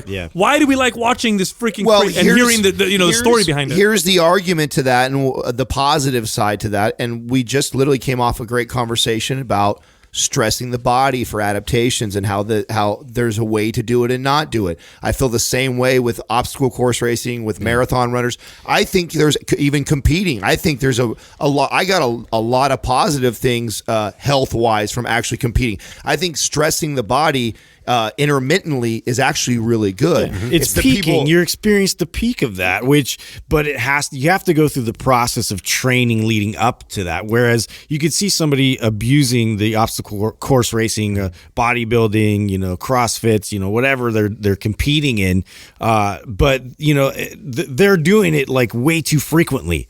They're not really giving their body a chance to, live, adapt, and like go through the training and the strengthening and leading up to a peak. Or it's like what he said. It's the relationship that they have with themselves with it. Like, so I remember, because I love asking, well, why do you do this? Like, what drives you to do it? Oh, I get in great shape, and they have this like connection to like how they look or whatever, or maybe the competitive side of winning with it, where like if you're doing it for health, there is a healthy way to do it, and there's a healthy way I feel like to incorporate it into your lifestyle. But most people don't get into it. They get into it for either the addictive properties, or they get into it because of it. It makes them look a certain way, or it's the only way that they can be in shape is if they're training for. Well, they associate that with being in shape. What was the moment for you guys where you made that transition? Because I think we're all kind of on the same page that we're all down to suffer and we need that. We're too comfortable. But you guys got into bodybuilding or strength sports as kind of the gateway into your own like self-evolution. What was the point for you that it mattered more what you did with those lessons outside the gym as opposed to, just how much you squatted or what you looked like with your shirt off? So I had a clear event. There was a single event that happened to me that made this fundamental shift for me. And then I also happened to be in an environment that fostered that change. Before I get into that, I do want to say though, with what we're talking about with these races and intensity-based type events, we can't discount the psychological and emotional benefits that come from them as well. No, that's why you can train your body. I think the stress, that's what I meant by it's putting the body through a stress. There's lots of positives. No, I totally agree. I mean, one of the most life-changing events I've ever done was I did SEAL Fit, the 20X challenge. I mean, it was 12 days. I mean, not good for your body. No, great for your psyche. Right. I mean, I learned lessons that I still go back to, and I mean, it's amazing. And that's my point, and that's why I asked what that moment is for you guys. Because I'm not saying that obstacle course racing is bad. I'm not saying that bodybuilding is bad. I mean, it's how these people are. It's our own individual vessel that we're using for that. Of course, I had a fundamental shift years ago. So I've been into lifting weights since I was 13, driven heavily by insecurity. I was a skinny kid growing up, and I wanted to build muscle. But I'm also very passionate. I get to be very obsessive. I tend to be, very obsessive with subjects that I get into, and I do this with anything that I really get into. I got really into the science of the body and building muscle, and I learned everything I possibly could. And I abused my body quite a bit. I abused it with supplements, with workouts, with nutrition. To try to build more and more muscle. So I did this for a long time. And right around the age, I'd say I was probably either 29 or 30, my body retaliated in a very, very big way. So I've always had a tendency towards gut issues, even as a child. I was a little more sensitive to food than most people, but I was okay. I could eat things and it wasn't a problem. Well, now, I had been for 15 or 17 years of stuffing my face with the same kind of foods all the time without paying attention to quality of food, with taking supplements day in and day out, several times a day, protein powders, bars, exotic supplements, pro hormones when those were over the counter and they were legal, like just going crazy, that my body retaliated. And I had severe gut issues to the point where I thought I had maybe Crohn's disease or something. Like I lost 15 pounds in a very, very short period of time. Nothing I could eat would stay in me. I got very sick, very weak. It was very, very scary. Got lots of tests done. Nobody could figure out what was going on. And at that time when this was happening, I had owned a wellness facility or personal training studio / wellness facility. In my facility, I had some workers in there that were very holistic with their approaches. And I love the fact that they were holistic. They were different than me, which meant we could offer different things to our clients. I also respected and honored their methods. I didn't use them myself because I'm a meathead, right? I lift weights, and I know you're telling me about, avoiding certain foods and don't eat artificial sweeteners, and, I need to meditate and all this, but whatever, I'm just here to build muscle. I don't care. That's cool that you do that. And that was my attitude. Well, now I'm sick. Now I'm really sick. And I was very reluctant, but I finally took them aside and said, okay, like I need help. I can't figure out what's going on.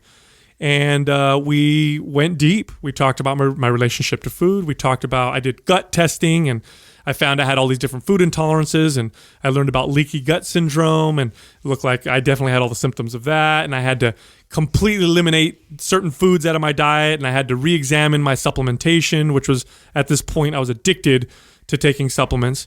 And through that process of being forced to examine these things, I kind of examined everything, and that's when I started looking at my training. That's when I started looking at. I was able to open my mind and look up and figure out that eating small meals throughout the day is bullshit. There's no science supporting it. In fact, eating less frequently may be better for us. The ridiculous amounts of protein that I was eating, there was no science supporting it. High protein works for building muscle, but not the ultra high amounts that I was eating. My training changed. All these different things changed, and my body responded. And it was after that I got aesthetically speaking, the best and most fit that I had ever been. But it was completely a side effect. It was no longer my focus, or at least it gradually became less and less of my focus. I wasn't really caring so much about what I looked like, and yet I looked better than I ever did before. And so that kind of changed my evolution. But for me, it required a massive wake-up call. So it was gradual after that, but it was definitely like a slap in the face. And if I ignored that, I'm sure I don't know where I'd be right now. Yeah, I kind of remember a moment. So for me, basically, like what happened, I was like such an intensity-based person. And so all my workouts, like I had mentioned, like it was all about killing the workout, going max intensity. And really it wasn't until I had kids that, like, my first son was born that I just, and thinking about this now, I didn't even really realize that was probably the moment where it changed, because my mentality would bleed through into just my temperament. And my temperament, always having to, ramp myself up and get prepared to, do really well in my workouts and move weight around. Like I had to really like keep that sort of intensity and carry that with me. And that just was not, I had no more sleep. It's like I was irritated. It was just not going to benefit me anymore. The second your child is born, your purpose in life completely changes. Completely changes. My whole mindset towards my own health, wellness, and well-being shifted. And even like leading up to that, I didn't even realize, but like I had like a tumor in my adrenal gland. Like I had to deal with like all these things that were kind of coming up as a result of the way that I was treating my body. And so that was like a total like shift for me in the way now I have to approach just working out and having it benefit me more than me really trying to like always increase numbers and get better performance and like take on my workouts. Like it's this like perform mentality always. And the irony is then you perform better. Yeah, I started performing better. It was crazy. Yeah, exactly. So. I've had many paradigm shattering moments in my fitness career. If I were to pick the first big one, I would probably have to say steroids. In my early 20s, I think I was about 23 or 24 the first time that I did any steroids. And before that, so I was a trainer by 20. So I'd already knew my way around the gym and could get myself in pretty good shape. But I always wanted to be like cover the magazine shape. And I'd never seen that. And after being a trainer, after training consistently in the gym for a long time, I was just certain that those guys were all on steroids. And that's the difference between them and me. I work hard in the gym. I'm consistent. I've been doing this for a long time. I know what I'm doing in here. These guys just must be on testosterone, and I'm not. And I took a huge stack because I didn't know what the fuck I was doing. Some dude advised you, right? Yeah, bodybuilder. Well, the nice gentleman with the fanny pack. Yes. Yeah, the guy's selling you. Never take advice on how much you should take from the guy who's selling you. He has a mullet, and all that sounds so obvious, but to a fucking young 23-year-old, of course, none of those light bulbs went off. I was just he was 4 times my size, and by looking at him, obviously knew something more than I knew. Doing something pencil right. thick veins. Yeah, right. Onion skin. Yeah, so he knew something that I didn't know, and he had it, right? So I dabbled in and out of that for probably 3 years and did enough damage to where I have to have hormone replacement therapy as a 35-year-old man now if I want to have a normal sex drive. And when I did it, I got bigger. I got bloated looking. But I didn't look like the Men's Health cover. And that really was like a major moment for me that I didn't have this figured out. There was a lot more for me to learn. And that sent me searching, I think. I think before that, I think there was actually a little cocky arrogance at me. Oh, I'm a personal trainer. I know a lot, this and that. And I thought that those guys were all on steroids. I needed to take steroids to look like that. I didn't. Ended up doing more damage than anything else. Never looked anything close to what any of those guys on a magazine look like. And then I went on my journey of really diving deeper and getting my paradigm shattered many more times down the road for sure.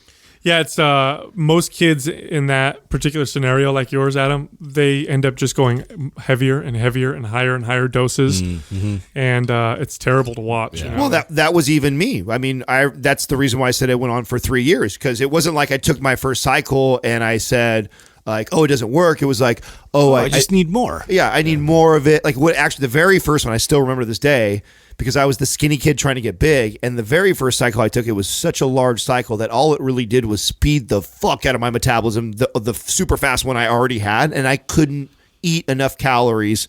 I was burning so much that I just got lean. I got ripped. I was super strong. So I was like this strong, skinny kid. So I was all of a sudden pressing, I went from pressing 70-pound dumbbells to pressing like 130-pound dumbbells, but weighing $185, and I couldn't, it just didn't make sense to me. Like, what's going on here?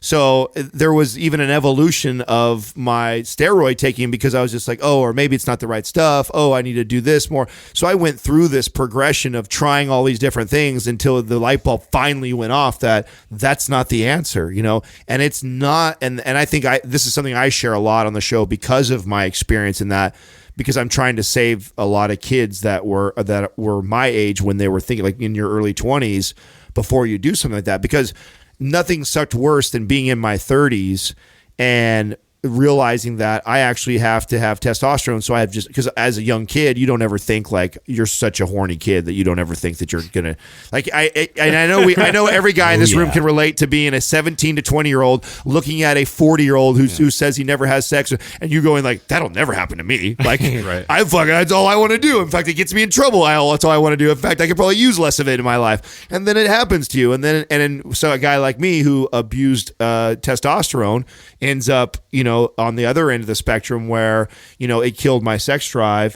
And now that has become something that has put stresses on relationships. Like, try being in a relationship with a woman. Now she thinks it has something to do with her, so talk about all the problems that you just don't foresee and think about that it had caused in my life. So I speak really passionately about that to people in our audience that, steroids aren't what everybody thinks they are. They think they're a lot more than what they're. There's genetics play a much bigger role.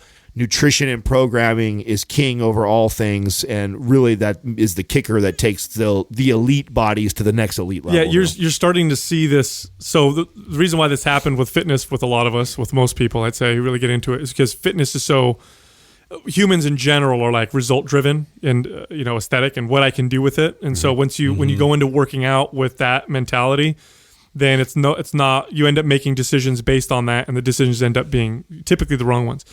You're actually starting to see, and I want to touch on the subject, you're actually starting to see that happen with a lot of the brain hackers and who want to optimize their learning and optimize their mental performance.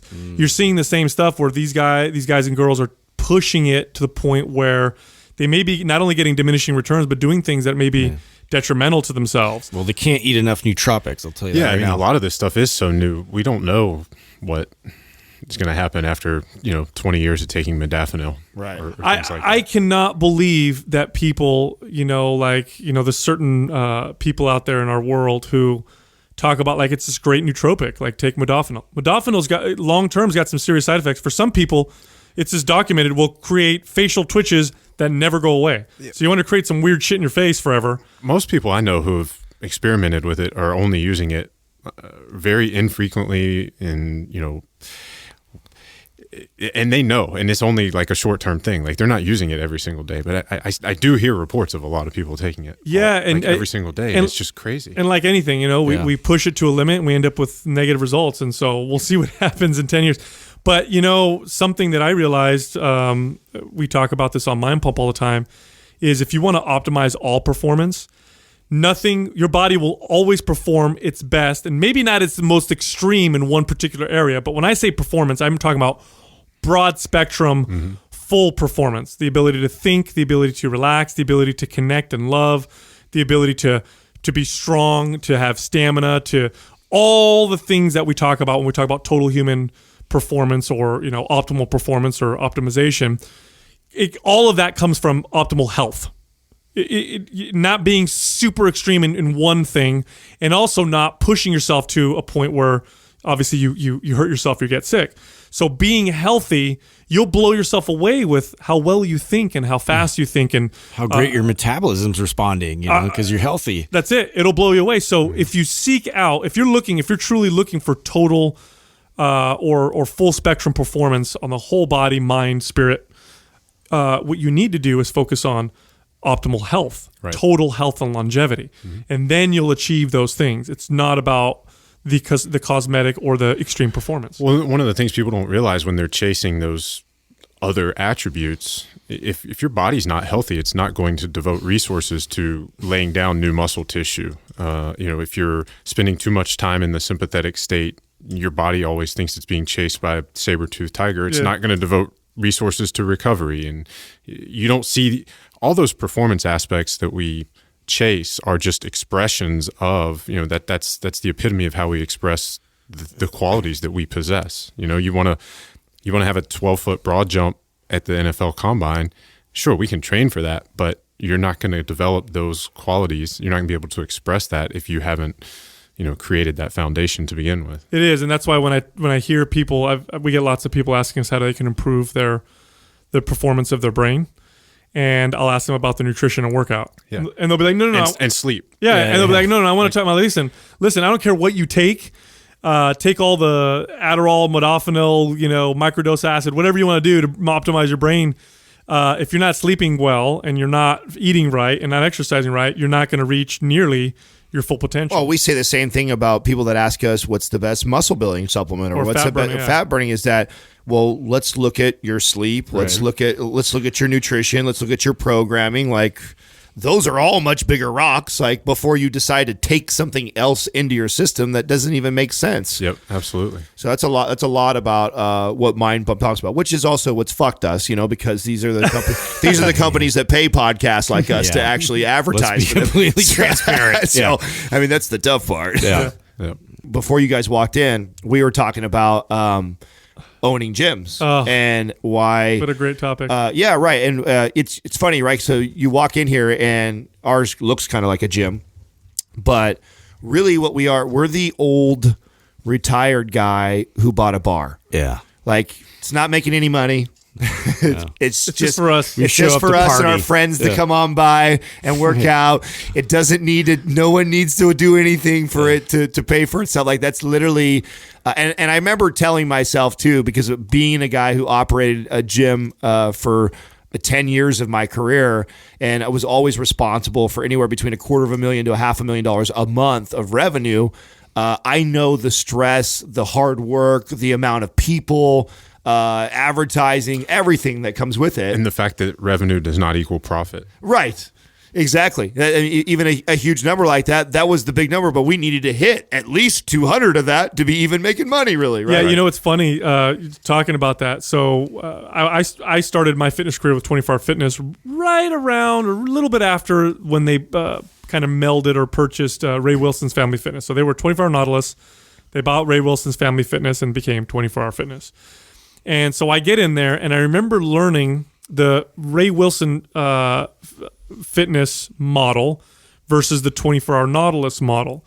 Now, the 24 Hour Nautilus gyms were outproducing in terms of total revenue the Ray Wilson Family Fitness gyms. They were just huge numbers. But profit-wise, the Family Fitness centers, the Ray Wilson Family Fitness centers, were extremely profitable, and it was all in how they set up their pay scale and how they managed the facilities. And at the Family Fitness facilities, you were given a budget. Whatever you saved from that budget was yours. You kept it. You pay yourself. 24 Hour Fitness gave you goals and gave you staff, and so the 24 Hour Fitness clubs were hitting these big numbers. But the profit was, they had they would have a certain amount of loss from supplements or whatever. Shit walks out the door. They would have staff and they're not being super productive. Lots of overtime. The Ray Wilson Family Fitness guys were in their bell to bell, very, very bare bones staff, saving money, and they were making more money as a result. And it was really funny to learn that as a young kid walking in going, oh shit, like that makes perfect sense. That had to have been such a valuable lesson as a businessman and entrepreneur. Oh God, I talk about 24 Hour Fitness. We all came from 24 Hour Fitness. Ironically, none of us really. Well, Justin worked with me, but Sal and I didn't know each other. Knew of each other, but didn't know each other. But I talk about 24 Hour Fitness as being like it's a formula, like bad parents. That's what I say. Yeah. So, and by bad parents, there are bad parents for sure. And why I say bad parents. By bad parent, I love them, and I will always have a lot of respect for them because they taught me many things. But by bad, I mean like they're a bad example. They hit us around every once in a while. Well, But then they gave us an ice cream after. They're similar to the rest of the fitness industry of preying on insecurities. We were taught to sell to people based off their insecurity. Like I got all of us in here all have records in sales. We were really good at what we did from that aspect. I don't think I was a very good trainer. I was good at selling you training though. I knew how to poke at your insecurities to get you to invest in lots of money on me, and I got really fucking good at that. And I justified it and was proud of myself for that because I got trophies for it and I got paid a lot of money to do it. And you're doing a good thing, right? You're getting them to work out and all that stuff. You're tricking them into fitness. It taught me a ton about business with fitness. It was an incredible teacher from that aspect, but I also think that back to the bad parents analogy that we do things completely opposite and different, and that's a lot of our message is against that. I'll tell you what, working for 24 Hour Fitness is that they were the first fitness company to hit $1 billion in value, and they did a lot of things right.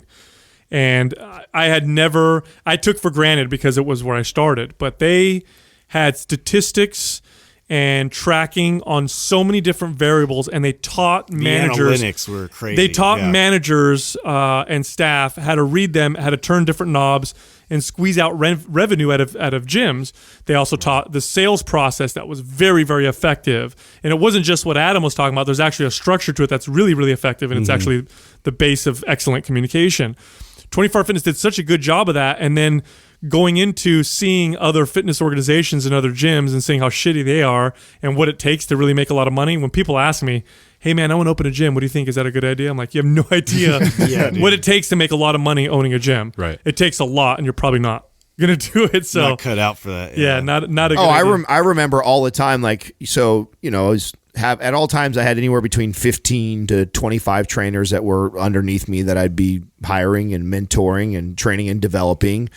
And, it was always the guy or girl who was on the bottom 10 as far as performers, revenue, hours service, so that they were the least busy. They weren't doing a lot of them, that would approach me after a year or so of training there and go, this place isn't for me. I think I need to start my own. I'm going to do my own thing. And I'd just be like, oh man, you don't want to do that. Like you're having a really tough time here. You have no fucking idea how much it's easier for you right now. When you walk out that door, it's going to get tough. But I'd always be supportive and hey, whatever. I'm always here. And I continued to mentor a lot of trainers after they moved on. But rarely ever did you see a trainer leave that unless they were like a top performer already. They got it. They figured the business model out. They were appreciative that they had these 2,000 workouts a day. So they looked at it like, holy shit, this is 2,000 leads I'm getting every day. They were talking to members. They were booking free appointments. So they were doing all the things they had to do to build a very successful business.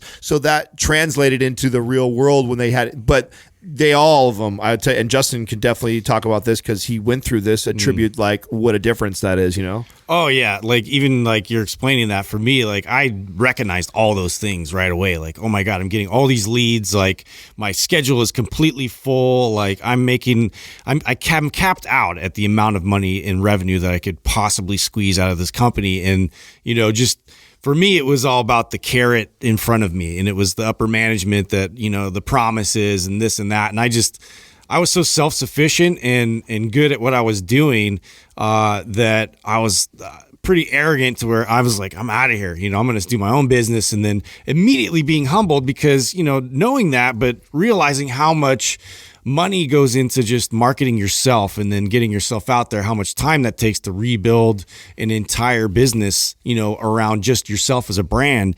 And then, so that actually deterred me from wanting to open my gym. I was like, no way in hell.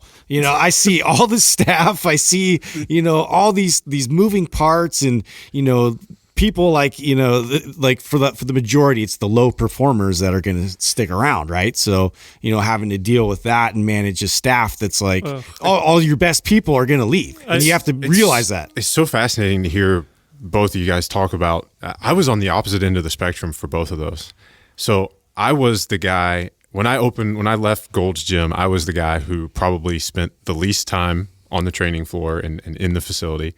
I probably brought in the lowest amount of revenue that a full-time trainer could bring in. Oh, wow.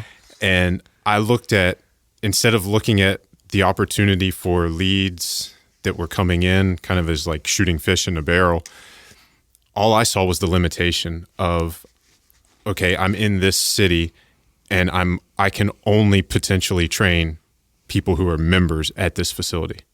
So I saw it as a huge limiting factor. And in my mind, it was, if I'm going to put in, and as a trainer there, I think at the time I was making like 47% or something. So it was less than half of, so if somebody's paying me $50 an hour for a session, I'm making like $23.50.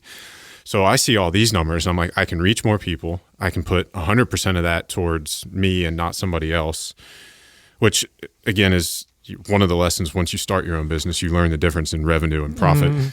But I thought completely differently, and I wonder how many people who are out there as trainers look at it one way or the other. I would say you're the exception of people who did it and succeeded. Well, also, how did it all work out for you? Well, yeah. I mean, that was the thing is I knew, but I've always been sort of that person that, you guys read Stephen Pressfield? Oh God, you got to just start reading Stephen Pressfield. Okay. Turning Pro, Do the Work, and I always say this one backwards. It's the War of Art. Not the Art of War. Oh, okay. So his book is The War of Art. But he talks about something called the dead zone, where like when you finish a project, you throw yourself back into the next one and you put yourself, a lot of people are such that they put themselves in a position where it's sink or swim. Like it's literally get this shit done or not be able to pay your rent and put food on the table. And for me, I have always found that comfort is the enemy of motivation. And if I'm in a position where I can work the minimum and bring in the minimum and be comfortable and have that lifestyle, like I'll kind of do that. And I think that's human nature. But the second I put myself in that situation of shit, if I don't get more clients, if I don't build this thing, if I don't turn this thing into something, I'm not going to be able to eat. You know, I've got a girlfriend. We just moved in together at that point in time. I've got to be able to pay my half of the rent. I've got to be able to get groceries. I like eating grass-fed meat, which, you know, is more expensive than, you know, the bullshit chicken that you can buy at Walmart. And B, I'm going to be really embarrassed if this thing fails. You know, there's that whole ego side. Like people now see you're doing this. They know you're doing it. And so I think those are huge motivating factors. And it turned out really well. I mean, at the time, this was 2012 when I started it. So you see all these people, you know, it's 0 to 6 figures, or like 6 figures is like that threshold. Like if I can get there, now I know, like, okay, I made it, I did it. And so, yeah, I mean, it was there within a year. And I mean, I guess I could say it worked out, but I mean, I quickly found, and I told you this before we sat down to record, I mean, 2 years into that, just the sheer, everything that you dump into it, you put all you have into building this thing, and 2 years go by, 2.5 years, and it's just like, man, I'm so burnt out. I'm so done. And I just didn't want to do that anymore. And I mean, I couldn't get out fast enough. Right. It's like owning I think the gym failure rate is probably higher than the restaurant failure rate. It's like tough to scale. It's really tough to scale because especially it's completely dependent on you being there. Yeah. And you only have so many hours a day. If you build it around you. There are a lot of people who are succeeding, you know, putting the people in place and building a business. So if it can't run without you, it's not a business. It's just a hobby that makes money. Yep. And a lot of people don't realize that when they're building their gyms. Right. And or any business for that matter. Or any business, right. But there are a lot of people who do realize it. And I think when people start a gym now, there's so many resources out there. You know, you can get the done for you systems and marketing and all this stuff. But I don't think there are enough people educating young gym owners on how to make it a business that can run without you, and to avoid that burnout, and to avoid creating something that eventually you hate, and you know, because it drains you and takes everything. You know who's doing that for the CrossFit community is Barbell Shrugged and Mike Bledsoe and those guys. I don't know if you know them. Are they teaching people? I know that they're coming up with the systems for these boxes to operate. For building it so that they don't necessarily have to be there all day every day. Yeah, lead generation, and I mean just the whole business side of it. I'll say this: a lot's changed since I managed big box gyms. What I see now, and it's real evident now, is that the big box gyms are not where the growth is in the brick and mortar fitness industry. Right. The growth is in the small box, more of the niche type training type stuff. So like yoga studios, Pilates studios, bar classes, CrossFits, you know, that kind of stuff. Bar classes have just exploded in Orange Theory. Yeah. So if you're a trainer, first off, it's very expensive, very difficult to compete with big box gyms. So you can do it. You can open a big box gym. A lot of moving parts, going to cost you a lot of money, and you're going to compete with companies that have been doing this for a long time who are probably going to kick your ass. So my recommendation would be to go small, focus on something that's a little different. Whether it be spin bikes or yoga or whatever that appeals, it's a little bit different. It's got that feel to it, and have a little bit of a higher cost per person coming in. So it's a high service, high cost, lower volume type model, and then systemize that and learn how to get that. CrossFit's a perfect example of this. They're a perfect example of that growth in Orange Theory, all of them. Why I think that is, my theory on that has a lot to do with our ability now with social networks to create this community, a different type of community that we couldn't do 15 years ago. Oh, yeah. Like our community was literally within the gym, was only in the gym, and didn't expand beyond that. It was your lifting group, and then the other guys that you knew that where now like you can see it too. So I was a part of the first Orange Theories that came to San Jose. My buddy owns a bunch of them, and helped them start. And you can see even the systems that they put in place right now to connect to the members. And I mean, they put a lot of emphasis on the social media side of it, and the networking and the connecting to each other, and the competitions, and the creating that community. Well, that's why Fitbit, like they are leading the way as far as wearables are concerned, because their entire focus was on their community. And that was so big, because now everybody's connecting, interacting with family family members, friends, all this stuff online. Like it really wasn't about, I mean, they have a quality product as far as like step count and all that's concerned, but really they focused like most of their attention. How can we get them to connect and interact with each other, whether it's leaderboards or whatever it is? They made a really like, their entire UI is focused on that. And I think that's 100% the reason why they just went a bit ahead of everybody. That's a great point, because there are a lot of wearable fitness trackers out there, and Fitbit is definitely at the top of that market. I'll tell you what, though, the book that I'm reading is that was the one thing where I'm kind of the verdict isn't out yet with me on it, because they actually think that when we were talking about addictive and being connected and things that could end up being bad for us, they actually talked a lot about wearables and saying that they could be the worst. That this whole because of the steps and the leaderboards and the progression of people like just trying to get more and more and more and more and more, and you're becoming so dependent on that. Yeah. So there's definitely a side that is arguing the negative side. And I actually make anybody who's ever been coached by me in the last 3 years, it's mandatory. Mm-hmm. I make you get a wearable because I have been able to coach so much more precisely when I can tell what's going on. Well, I mean, you guys have known this from the very second you started in fitness.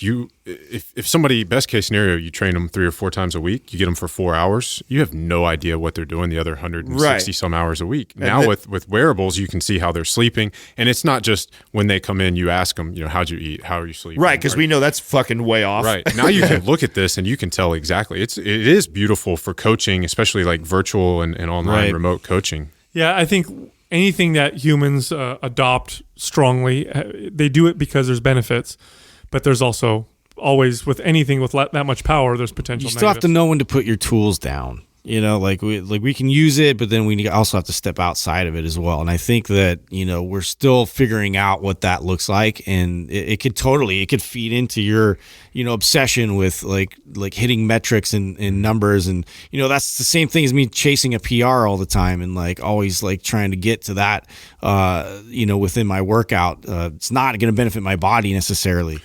There's a quote, we recently had Chris Dancy on our podcast, The World's Most Connected Man, and he shared a quote. I forget who said it, but we don't know how to measure what we value, so we value what we measure. And that can be said for squatting. If you're a power lifter and you're always chasing a squat or a deadlift number. It's true. If you're an obstacle course racer and you're always chasing a time or a distance, if you're chasing a number of steps or calories or sleep metrics. I think that's in part probably the fault of what's been so glorious about modern mankind is that we discovered how to measure and test and live in this world of measurement and testing, and it's benefited us in great ways. I mean, the Industrial Revolution and the Agricultural Revolution and the scientific method, these all came from being able to do that, but we may have lost our ability to sit quietly and self-examine, or to come up with those ideas, or to connect with things other than things. And this may be why at this particular time now in history, you're seeing people who have money spend it on doing that. How many people I talk to now that are super successful, like executives, who fly down to South America to do ayahuasca ceremonies, right? Because that helps them out. And that was one of the things that was posited in the Rise of the Sufferfest documentary. The guy's like, it is the epitome of elite privilege to pay $150 to go run through the mud and crawl under barbed wire and do these obstacles outside. I mean, really, like we're paying for shit that we used to do all the time. Exactly. Hey man, I pay a gym membership to go lift heavy shit and not do anything with it. I'm not building anything. I'm just lifting heavy shit and putting it down. Yeah. And I mean, it's just, I don't know. It's just like farm work. I tell people right now, like replacing farm work. If you want a place to invest in all of the businesses that are popping up that are counter this, right? That your are float tanks, your float tanks. Well, that's your day spas. That's actually what I was going to bring up exactly, because you were saying how hard it is to just sit and meditate and think and be. 150 years ago, it was nothing to just sit on the front porch and just watch the world go by and think. Now I was thinking that as you were saying it, and that's what just slipped my mind, was we pay to go sit in a float tank. We're paying for sensory deprivation because we don't know how to do it. We're more stimulated now than we've ever been. There's a study. So I love this one. This is crazy. So in 2007, they did a study that found that we consume 174 newspapers that are like 85 pages in length worth of information every single day. Wow.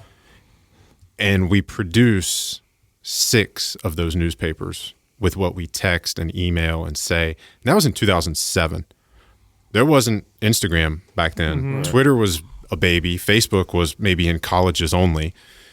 So, I mean, we're talking probably an order of magnitude higher now with what comes in. And that's just like communication. Yeah.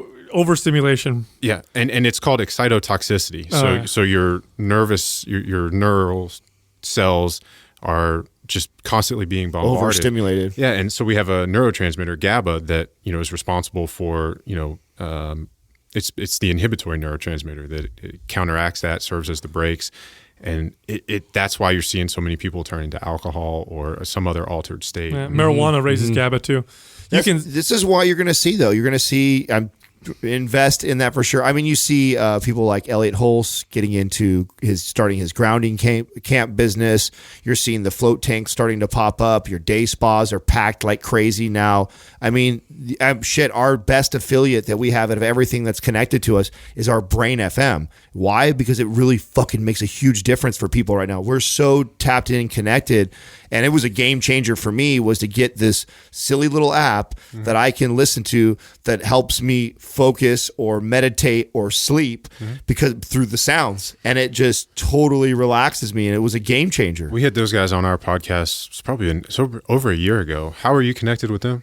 Oh God! So we interviewed Kyle Kingsbury. So Kyle Kingsbury, a good friend of ours, ex-MMA fighter, kind of connected us, and we met with them and we tried their app out. We were all very, very, Do you very use skeptical. the sleep version? I use all of it. Oh, the sleep one's amazing. And focused. I really like Focus. Yeah, that's my go-to. I use it all, and I use it pretty regularly. A week doesn't go by that I don't use it at least once. But I like anything else, I try to be intermittent about anything. Like I don't ever like to become dependent on something. But man, it would take a day where my business brain's flying like crazy.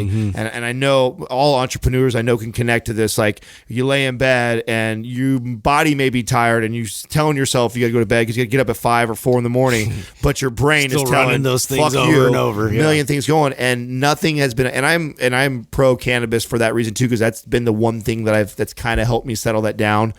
The only thing that's ever surpassed that was Brain FM, was being able to put those headphones on, put it in sleep, put it in meditate, and then I'll do like a little breathing, like some box breathing. It'll put me right down. It's amazing. Game changer. Yeah, I because of the modern world, we're just gonna have to plan. We're just gonna have to plan and figure these things out. It's not on that. It doesn't happen every day now because that's the way we live. Yeah. It's only gonna happen if we schedule it, unfortunately, and plan for it. The same reason why you have to make time to exercise is because if you don't fucking move. But 400 years ago, nobody needed to plan to exercise. Movement. They exercised on accident. You know what I mean? Life was exercise. Everything, right? Exactly. Yeah. So today, you need to schedule and plan these things. And again, the return on investment is, in my experience, it's incredible. It's incredible. So you will be more productive anyway. So for those of you listening who are freaking out like, I don't got time to schedule a float tank, or I don't want to, And you'll learn more efficiently. You'll do better with it. You're the person that needs it most. Yeah, exactly. And you'll do better as a result. So, man, what a pleasure, dude. Yeah, it's been a blast. Thank you guys. Yeah, excellent. It was a great time having you down here, man. We're gonna have to do this more often for sure. Very cool. Thank you for listening to Mind Pump. If your goal is to build and shape your body, dramatically improve your health and energy, and maximize your overall performance, check out our discounted RGB Super Bundle at mindpumpmedia.com. The RGB Super Bundle includes MAPS Anabolic, MAPS Performance, and MAPS Aesthetic. 9 months of phased expert exercise programming designed by Sal, Adam, and Justin to systematically transform the way your body looks, feels, and performs. With detailed workout blueprints and over 200 videos, the RGB Super Bundle is like having Sal, Adam, and Justin as your own personal trainers, but at a fraction of the price. The RGB Super Bundle has a full 30-day money-back guarantee, and you can get it now plus other valuable free resources at mindpumpmedia.com. If you enjoy this show, please share the love by leaving us a 5-star rating and review on iTunes and by introducing Mind Pump to your friends and family. We thank you for your support, and until next time, this is Mind Pump.